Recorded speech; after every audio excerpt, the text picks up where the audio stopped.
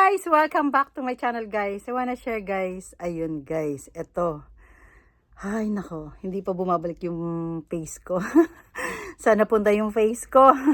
Yung dark. Ano guys, nung Saturday napunta kami ng farm namin.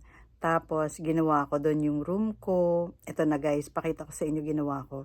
Naglagay ako ng curtain, inayos ko. Para kaming lipat bahay doon nung pumunta kami. Kasi doon kami natulog guys. So tinry lang namin. Tahimik naman. Tas malamig. Kasi umulan. Sa maga, mainit. Tapos, nung gabi na, umulan na siya. Madaling araw, umulan ang lakas. Kakaiba nga doon guys. Kasi munta kaming init-init no. Kinagabihan, umulan. So eto na nga. Lahat na ng kasi yung CR ko doon. Wala siyang pintuan. So, buti na lang, nagdala ko ng curtain. Tapos, inayos ko, nilagyan ko ng curtain yung, window namin. Tapos, yung gilid, nilagyan ko. Tapos, ang ginawa ko dun sa restroom namin, nilagyan ko na lang siya ng curtain para at least hindi open na open. Kasi nga, hindi pa talaga tapos yun, guys. So, inuunti-unti lang namin. Kasi nga, eto na. Pag-graduate na yung dalawa kong estudyante na pamangkin ko. So, inaantay ko na lang yun kasi para matapos namin. Inuuna ko lang talaga yung mga estudyante ko. Pero guys, maganda na rin. Pakita ko sa inyo. Kahit magulo, Pero naayos ko. Tapos yung bed namin doon, grabe, ang bigat. Hindi namin mahila. Sobra, yun ang nakakatawa. Kasi tulong-tulong kami lahat doon na nag-ayos. Pati pamangkin ko, kasama ko, inayos namin. Tapos nung maga, naglakad kami doon sa may bundok. So, parang exercise na rin yun. So, nakakatuwa lang guys kasi nga, ang maganda doon, hindi siya mainit. Tapos nakaka-relax din. Yun nga lang kasi yung bahay namin, malapit siya sa kalsada. Kaya naririnig mo yung mga sasakyan. Pero guys, take note, nakaka-relax talaga kasi kami doon. Nag-barbecue, mga ganun. So, nakakatuwa talaga guys. So, ito na. Pakita ko na sa inyo yung kwarto ko na medyo magulo pero may table na kami. Unti-unti guys, nagagawa na namin. Tapos, naaayos na din namin lahat. Parang, yun naman. Pero, eksakto naman pagpunta namin doon, walang tubig. Kasi mainit, natutuyo daw yung mga So, eto, pagbalik namin, baka magkaroon na naman kami ng dadalhin namin. Ang dami naming kalat na dala, sa totoo lang doon. So, makalat. Pero naayos ko din yun buong maghapon. So, let's go guys! Samahan nyo na ako, pakita ko na sa inyo yung room ko na magulo. Pero guys, nakakatuwa kasi bahay na siya, hindi na siya ganun kagulo. So, thank you so much for watching and don't forget to click the notification bell para updated kayo sa vlog ko na walang perfect! Ayan na nga guys. Thank you so much sa mga nanonood na kahit walang perfect, nakakatuwa. Alam nyo guys, may kwento ko din, may kasama kami, yung driver namin si Diyos ko, nadula siya, buti hindi ko nakunan. Nagulat talaga ako sa tabi ko, nadapa talaga siya as in, nadulas. Yun lang guys, thank you so much. And see ya, ingat tayo, God bless you all. May mesa na kami dito. Guys, na, pero hindi pa tapos.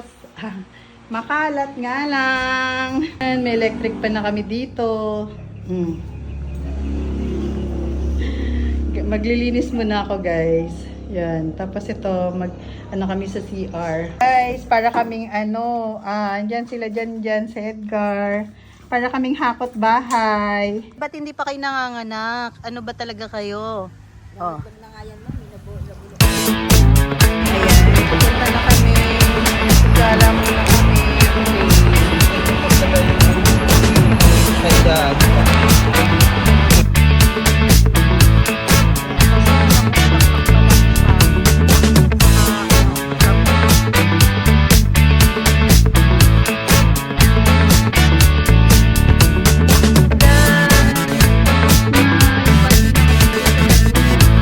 Guys,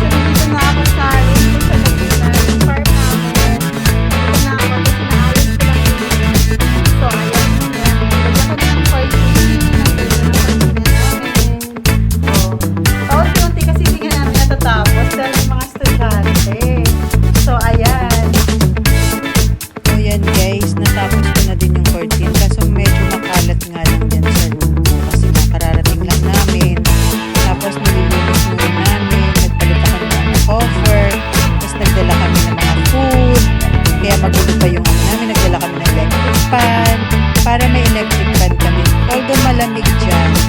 Tapos tingnan nyo, makalat pa yan guys. Malamig naman Ito kami dyan. natutulog ngayon. Dito kami sa farm. Ikaw naman kanina kumain.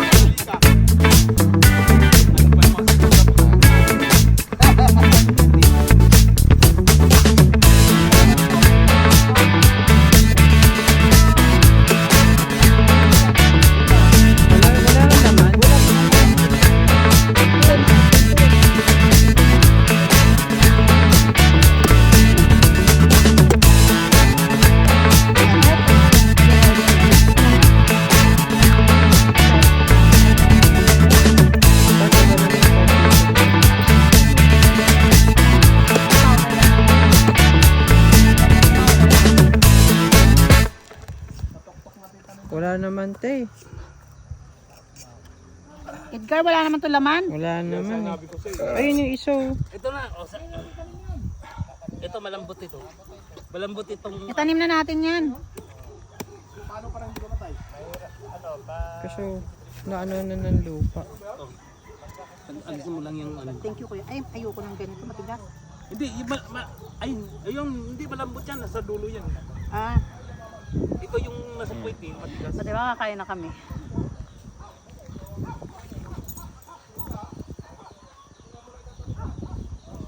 Gusto ko lang dito sabaw. Dahil yung mangga tanim ko dun sa kabila. Ito yung lupa ni madam. Tami. Saan niya itatanim yan? Hindi, ibababad lang bukas sa itanim. Kasi kailangan daw makasipsip ng tubig muna Ganon? bago itanim. Eh siyempre siya nakakalam. Di